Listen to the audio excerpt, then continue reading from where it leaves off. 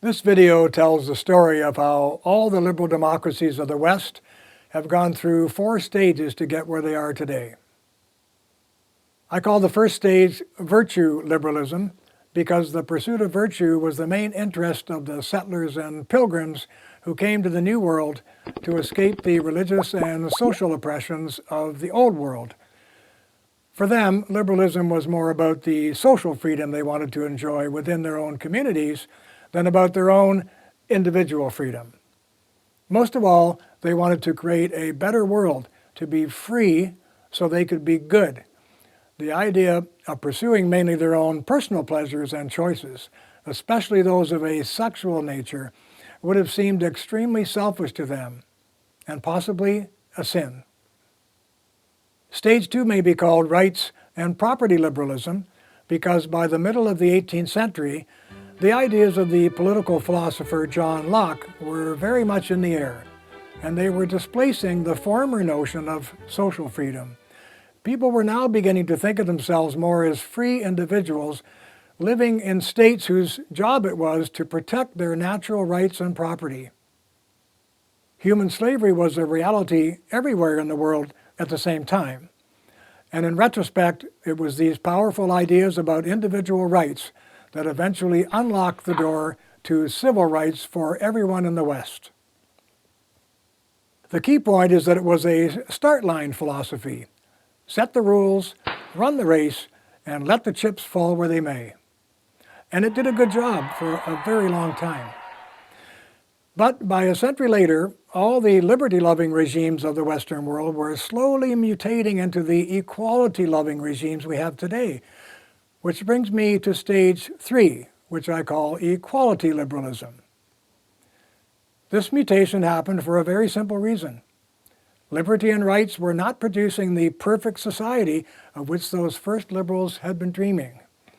At the end of the day, they saw that some were rich, some poor, some smart, some stupid, some hardworking, some lazy, and some, through no fault of their own, simply fell on hard times.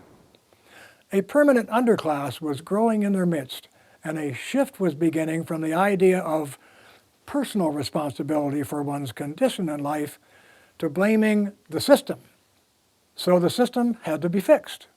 Equality would now have to be forced. This meant the original start line philosophy of liberty common to all the Western democracies was being replaced with a new finish line philosophy of equality. And to ensure this, all of them were becoming social democracies. But how can there be such a thing? Social implies socialism, which mandates top-down control to achieve an equality of outcome for all. But liberalism mandates a bottom-up freedom with different outcomes as each might choose. A contradiction this deep would eventually mean policy paralysis and decline. So it had to be resolved. But the only way to keep the connection between the liberalism and the socialism would be to divide the body politic into 2 bodies, a private body and a public body, each with its own justifying will and ideology. And this brings me to stage 4, which I call libertarian socialism. Perfectly neither, but a fusion of both.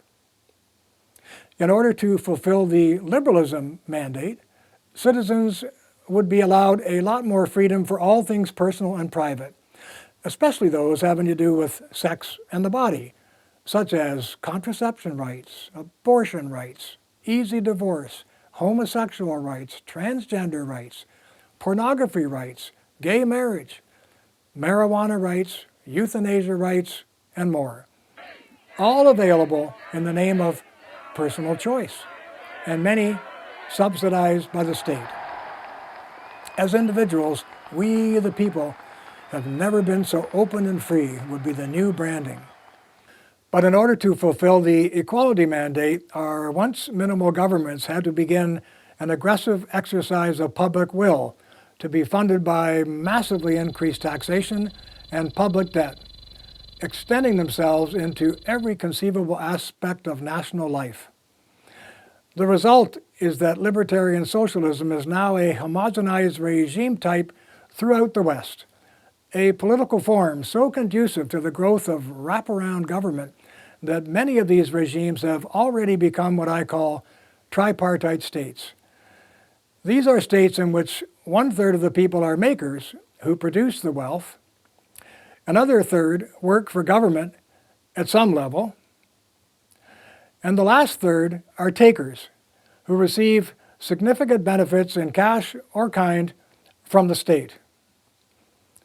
Anyone can see that in a democratic system, the last two segments will always gang up on the first, like two wolves and a sheep voting on what to have for dinner. This is now the sorry condition of the Western democracies. All citizens enjoy a maximum of bodily and sexual freedom in the context of massive overregulation, taxation, and control by the state of every other aspect of their lives. And it's not going to change for the better, nor may we escape it until citizens become far more conversant with the underlying ideological conditions that led us into it in the first place. In order to shed light on those conditions, we all need to find out where we stand on the most important moral, social, and economic issues of our time. Only then can we begin the crucial discussions and debates with friends and neighbors that will make us a free and responsible people once again. I'm Dr. William Gairdner, author of The Great Divide: Why Liberals and Conservatives Will Never, Ever Agree.